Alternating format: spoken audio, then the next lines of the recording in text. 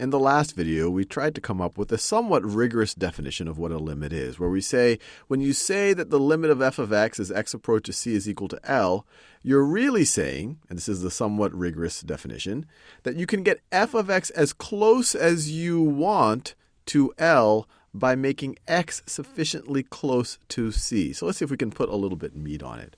So instead of saying as close as you want, let's call that some positive number epsilon. So I'm just going to use the Greek letter epsilon right over there. So it really turns into a game. So you tell me how close you want. So this is the game. You tell me how close you want f of x to be to L. And you do this by giving me a positive number that we call epsilon, which is really how close you want it. You want f of x to be to L. So you give a positive number epsilon. And epsilon is how close do you want to be? How close? So for example, if epsilon is 0.01, that says that you want f of x to be within 0.01 of epsilon. And so what I then do is I say, well, okay, you've given me that epsilon. I'm going to find you.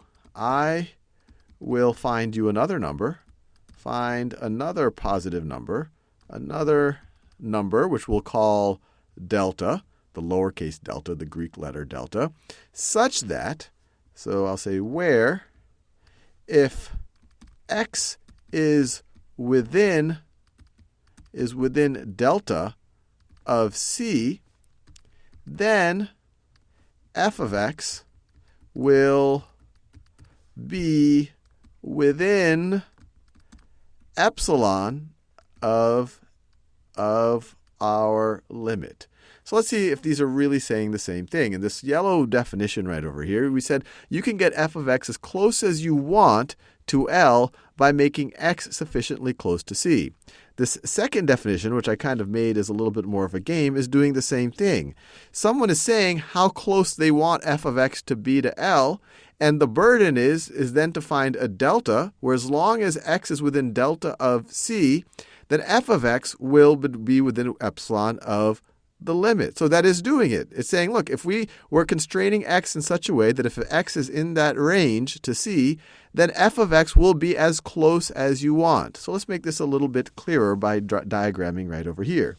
You show up and you say, well, I want f of x to be within epsilon of our limit. So this right over here, this point right over here is our limit plus epsilon. And this right over here might be our limit minus. This right over here is the limit minus epsilon. And you say, okay, sure. I think I can get your f of x within this range of our limit. And I can do that by defining a range around c. And I could visually look at this boundary, but I could even go narrower than that boundary. I can go right over here. It says, okay, I meet your challenge. I will find another number, delta. So this right over here is c plus delta. This right over here is c minus, let me write this down, is c minus delta. So I'll find you some delta so that if you take any x in the range c minus delta to c plus delta, and maybe the function is not even defined at c, so we think of ones that maybe aren't c but are getting very close. If you find any x in that range, f of those x's are going to be as close as you want to your limit. They're going to be within the range L plus epsilon or L minus epsilon. So what's another way of saying this? Another way of saying this is you give me an epsilon, then I will find you a delta. So let me write this in a little bit more math notation. So I'll write the same exact statements with a little mathier, but it's the exact same thing. So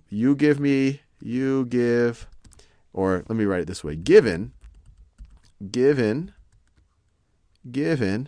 an epsilon greater than 0, we can find, so that's kind of the first part of the game, we can find a delta greater than 0 such that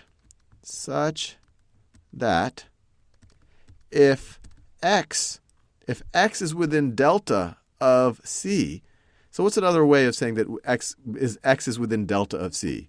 Well, one way you could say, well, what's the distance between x and c is going to be less than delta. This statement is true for any x that's within delta of c. The difference between the two is going to be less than delta. So that if you pick an x that is in this range between c minus delta and c plus delta, and these are the x's that satisfy that right over here, then, and I'll do this in a new color, then the distance between your f of x and your limit, and this is just the distance between the f of x and the limit, it's going to be less than epsilon. So all this is saying is if the limit truly does exist, it truly is L, is if you give me any positive number epsilon, it could be a super, super small one, we can find a delta. So we can define a range around c so that if we take any x value that is within delta of c, that's all this statement is saying, that the distance between x and c is less than delta.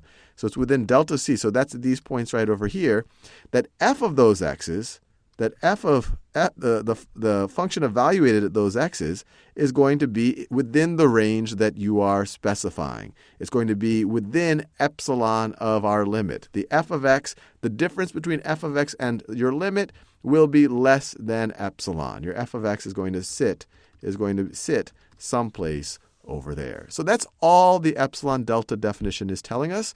In the next video, we will prove that a limit exists by using this definition of limits.